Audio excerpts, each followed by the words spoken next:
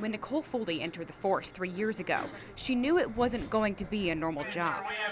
It would take years of extensive training before she could wear the badge, but she never doubted it was the job for her. We live in a time where the number of active shooter situations are at their highest, and the actions of police officers are constantly being criticized, but you still wanted to be a police officer. Why? At the end of the day, I get to help people. I could potentially save people's lives. That's something that most people who sit behind data entry computers, you can't say that you do that. Center County police agencies say the trend in active shooter cases is alarming. Lieutenant Chris Fischel from the State College Police Department says as of this year, every active officer and deputy in the 8-county region is equipped with new bulletproof vests. They're rated to stop a rifle bullet. And helmets as well. This is actually rated to stop a pistol bullet. But the new gear isn't just for police, since the police won't be the only ones responding to an active shooter call.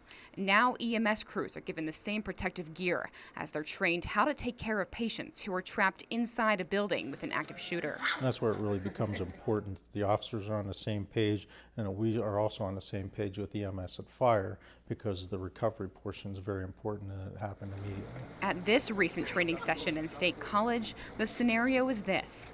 Police lead their units and EMS inside an office building. Throughout, cries for help from the injured.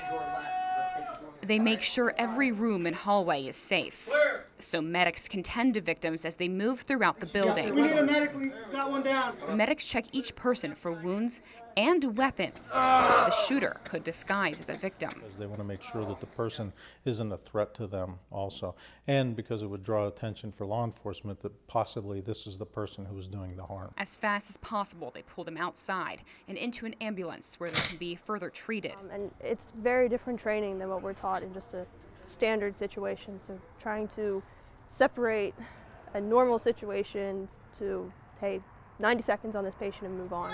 Police are trained to put the safety of the medics first, no matter what.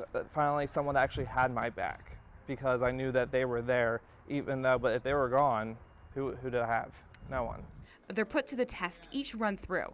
They're always ready for the unexpected, like gunfire or a ticking bomb. And what we're trying to do is by the time we get to the more complex stage, we're throwing different scenarios at them that they've all received individual training and as a group to be able to overcome those events and win the event. They say the pressure is immense because it's important to remember what's just practiced today could be real tomorrow. It really helps for us to know that the decision we're making is the right one.